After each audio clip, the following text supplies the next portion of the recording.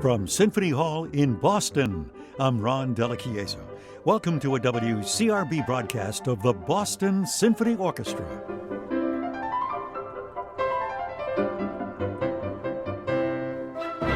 For decades, he's been one of the world's most distinctive pianists, creating interpretations of grace and virtuosity. Now, András Schiff is the soloist in concertos by Bach and Beethoven.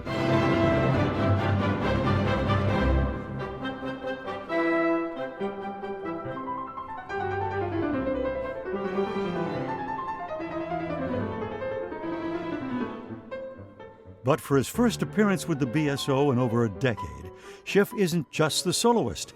He's also the conductor, leading Bartók's Dance Suite and Brahms' variations on a theme of Haydn.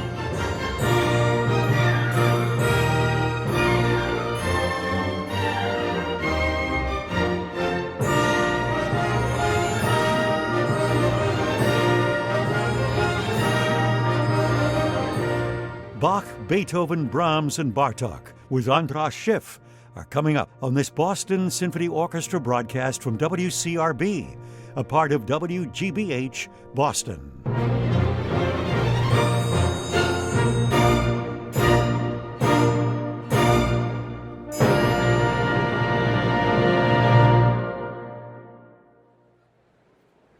As this 139th Boston Symphony season settles into a familiar pace and rhythm, the initial splash and excitement of the season opening concerts with our music director Anders Nelsons are now a memory. The first program featured the Tanglewood Festival Chorus and music by Poulenc, as well as a brand new BSO commission by Eric Nathan. What followed was the brash virtuosity of Richard Strauss, an electrically charged Shostakovich concerto featuring pianist Yuja Wang and BSO principal trumpeter Thomas Rolfs, and a rarely heard masterpiece by Danish composer Carl Nielsen. And the buzz of those first several programs has been undeniable. And if the composers of the concert you're about to hear are on the more familiar side, they also express an extraordinary intensity, emotion, and depth due to the collaboration of the musicians of the BSO and the guest soloist and conductor of the program, Sir András Schiff. I'm Ron Delachiesa, joining you from the WCRB broadcast booth at Symphony Hall here in Boston's Back Bay. This Boston Symphony concert begins with two concertos, both led from the keyboard by András Schiff. First is Bach's Keyboard Concerto in F minor, and that's followed by Beethoven's Piano Concerto No. 1. And in the second half of the concert, with the piano moved backstage, András Schiff conducts Johannes Brahms' variations on a theme of Haydn and Béla Bartók's Dance Suite. Through the course of his remarkable artistic life, András Schiff has performed music by countless composers. But as he told WCRB's Brian McCreath, none is as important as the first composer on this program. To me, Bach is, without any question, the greatest composer who has ever lived, and certainly in my life he occupies a central position. Each and every day of my life I start with Bach, sometimes even before breakfast, sometimes after breakfast, but playing an hour of Bach cleanses the spirit, the mind, and the body. And so it's wonderful to start a program also with Bach. I don't think symphony orchestras play Bach often, certainly not often enough, and they should, and when they do, they love it, because there is no greater music that you can play. And you can hear more of this conversation with András Schiff at our website, classicalwcrb.org/BSO. The concerto that begins this concert takes us to a particular corner of Bach's life in Leipzig, where he spent the bulk of his career in the 1700s. Bach was the director of a Friday night concert series at one of the city's most popular gathering places, Gottfried Zimmermann's Coffee House. And it was there that many of his concertos were performed for the first time, possibly including the Concerto in F minor. And now coming on stage is pianist and conductor András Schiff And this Boston Symphony Orchestra concert will begin. We'll hear Bach's Keyboard Concerto in F minor from WCRB.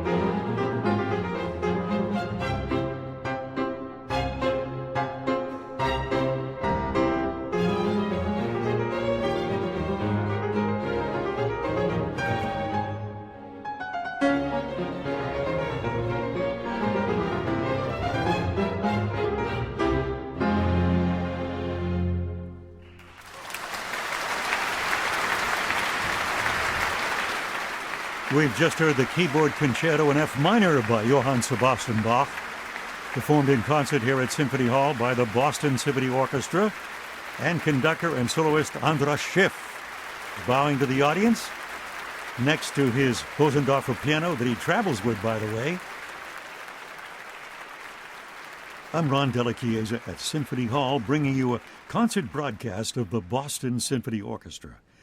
After a few minutes, this concert will continue with Beethoven's Piano Concerto No. 1, again featuring soloist and conductor András Schiff.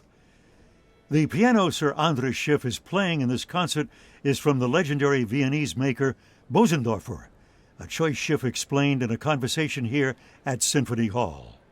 The Bosendorfer piano is this new model, VC, Vienna Classic 280, is a wonderful new model.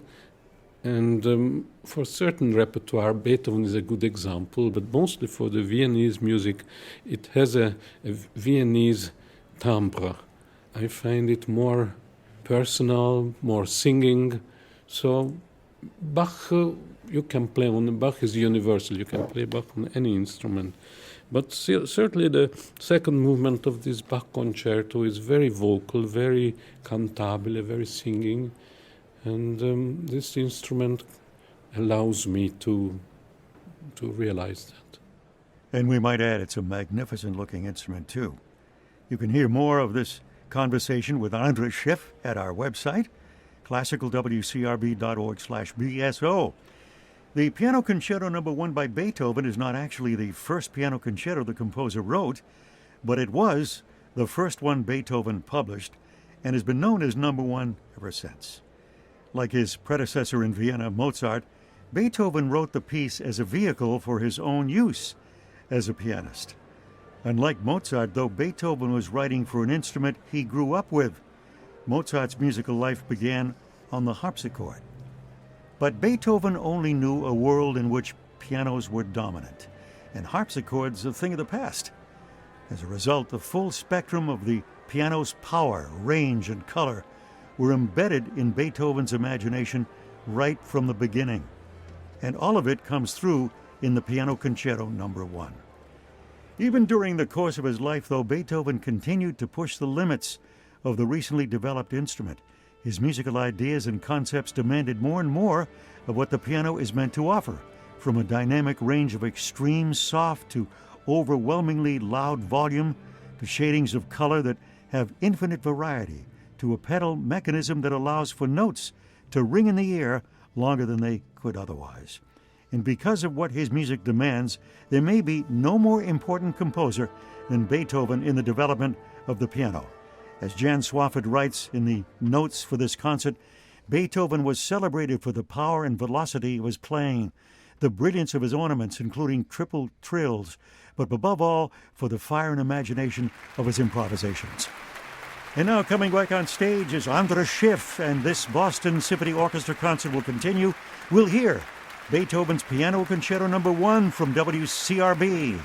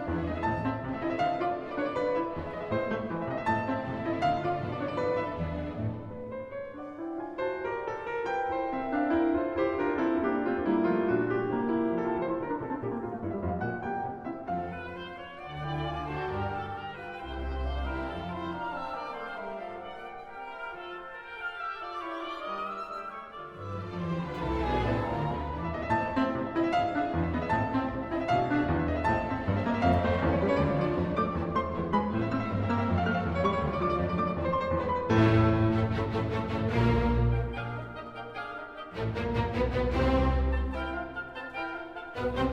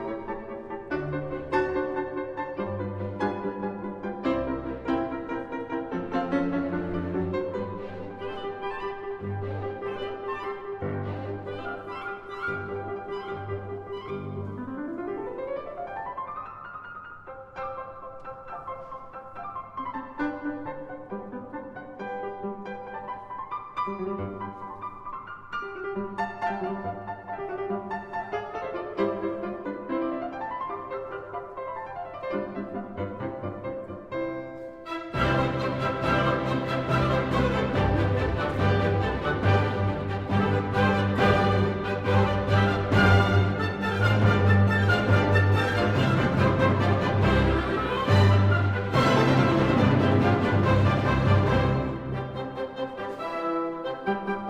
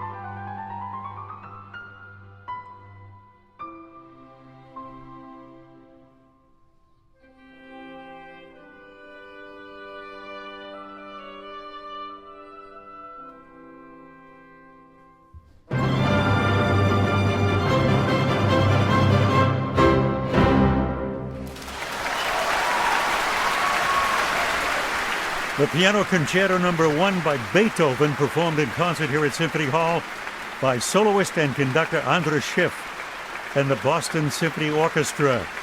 That final rondo, kind of like Beethoven is playing fun and games with the orchestra, bouncing back and forth in a spirit of both mischief and boldness.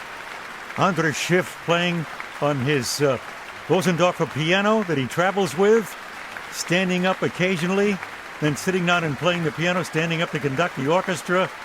We have a standing ovation here in Symphony Hall for that performance by András Schiff in the dual role of conductor and soloist of Beethoven's Piano Concerto Number 1. Born in Budapest, Hungary in 1953, his parents were both Holocaust survivors. He's back on stage now, standing next to the piano. Sir András enjoys close collaborations with the Chamber Orchestra of Europe, the Budapest Festival Orchestra, and the Orchestra of the Age of Enlightenment. He's going to give us an encore.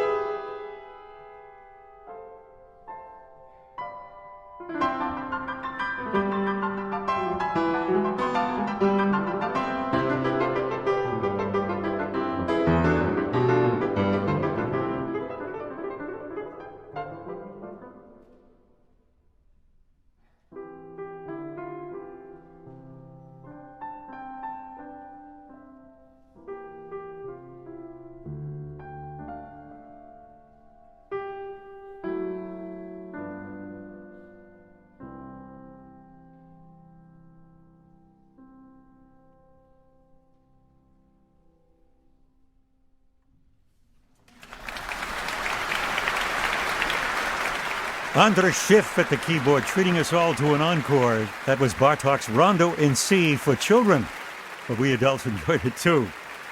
He's established a prolific discography, by the way, an extensive artist for ECM, recording the complete Beethoven piano sonatas recorded live in Zurich, solo recitals of Schubert, Schumann, and Janáček, and Bach's partitas, the Goldberg variations, and well-tempered clavier. Here he is back on stage next to his Bosendorfer piano, that magnificent instrument.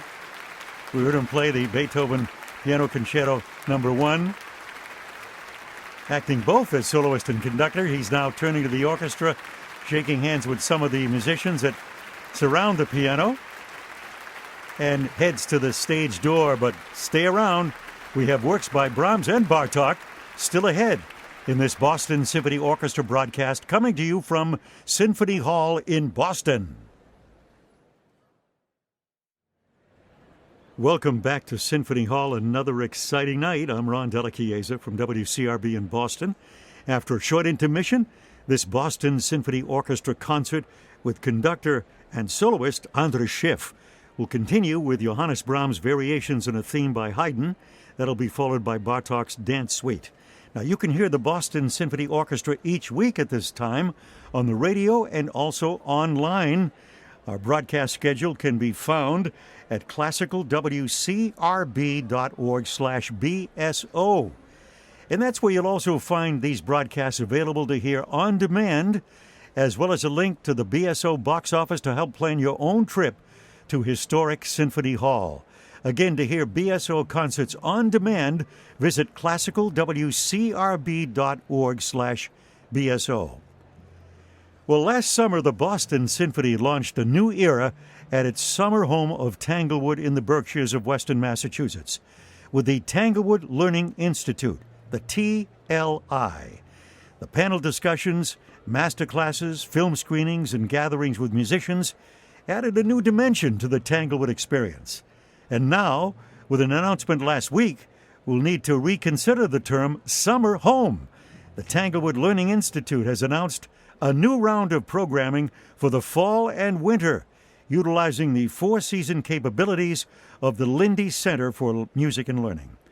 And as you would expect, there are several concert programs scheduled over the next months, many featuring BSO musicians, and beyond that, the TLI offers in-depth experiences centered on dance, photography, and cuisine.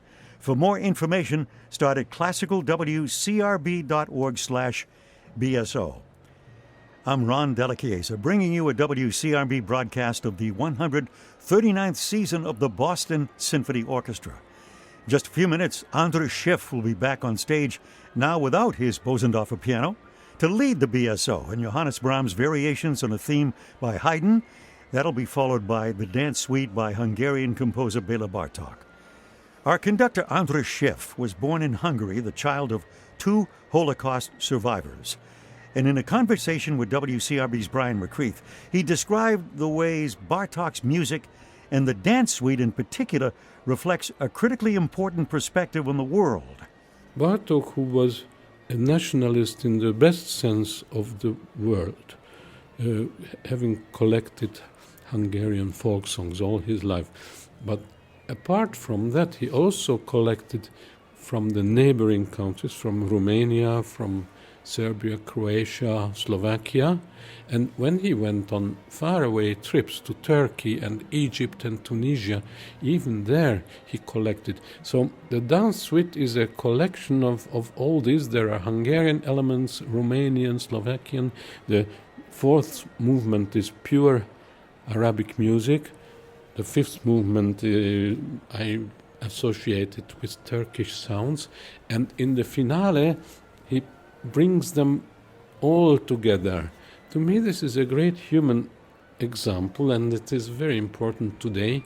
We witness so much very nasty nationalism when everyone just thinks of herself and himself. And here is a great artist, a great composer who embraces and unites all these nations and cultures. And that's a shining example. And you can hear more of this conversation with András Schiff at our website, classicalwcrb.org/BSO. As Brahms built his life as a composer, he, along with virtually every other European composer of the time, had to contend with the legacy of the 9 symphonies written by Ludwig van Beethoven. Revolutionary works of genius. They set a standard that no one seemed to be able to match. Some forged ahead anyway, for better or worse, and in the case of Brahms, that long shadow resulted in years of writing songs and chamber music works, as well as anything for orchestra that was not a symphony. He worked on a piano concerto, 2 serenades, and the German Requiem, all the while sifting through, sorting, and trying out the ideas that would eventually coalesce in his Symphony No. 1. And among those works is an 18-minute exploration of a short theme Brahms thought was by Franz Joseph Haydn. Since Brahms wrote it in 1873, it's been discovered that the theme really wasn't by Haydn. And some will insist that its true title should be Variations on the St. Anthony Chorale. But whichever name it goes by, this work nevertheless owes its sound and conception to the classical era Haydn epitomized, with balance and clarity being the highest priorities.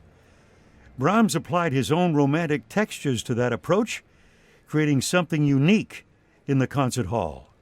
And 3 years after it was written, Brahms achieved the breakthrough he worked towards for so long with the premiere of his first symphony. Stage door has opened, and coming on stage once again is conductor András Schiff. And this Boston Symphony Orchestra concert will continue.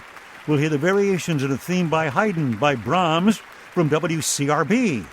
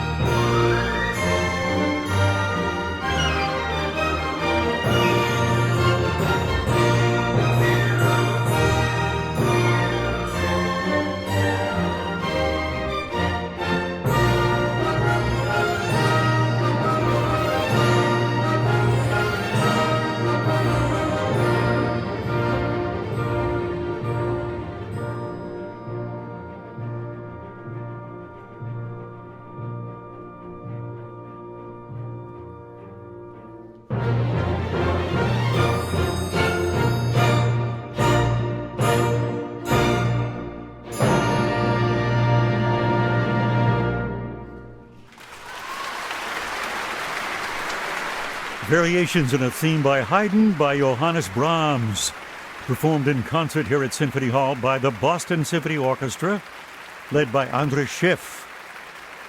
It was only 11 years after Brahms himself conducted the Vienna Philharmonic in the 1873 premiere of the variations we just heard, that the piece was played for the first time by this orchestra with conductor Wilhelm Gericke.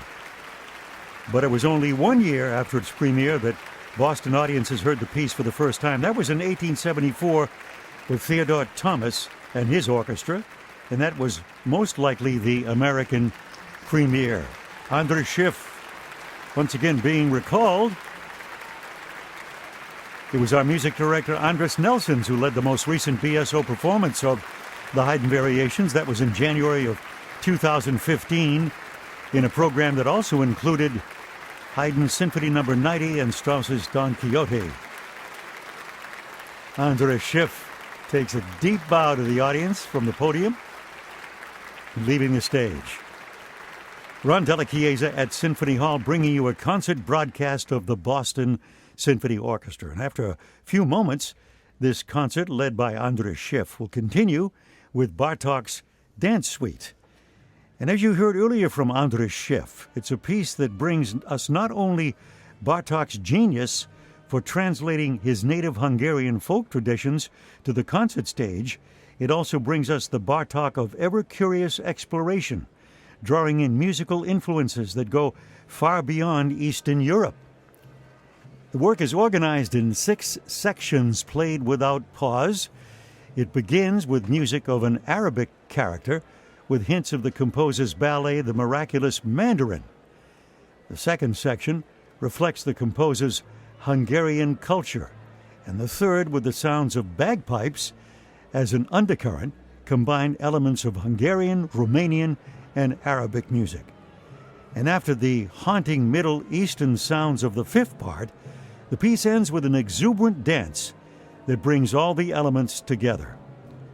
The origins of the piece can be traced to a celebration in 1923, when Bartók was one of 3 composers asked to write music for the 50th anniversary of the unification of 2 cities to become Budapest. The other composers more well-known at the time than Bartók were Erno Dohnányi, grandfather of frequent BSO guest conductor Krisztof Dohnányi, and Zoltán Kodály. At the time of the celebration, it was Kodály's Számus Hungaricus, a splashy work for tenor soloist, chorus, and orchestra that stole the show. Bartók's Dance Suite was far less successful in that first performance, but a year later in Prague, the piece was a smash hit, the audience demanding an immediate encore. As we said before, this week's concerts mark Sir András Schiff's first appearances with the BSO since 2008. But what an evening we've had tonight. Here he is back on stage, András Schiff. And this Boston Symphony Orchestra concert will continue. We'll hear Bartók's Dance Suite from WCRB.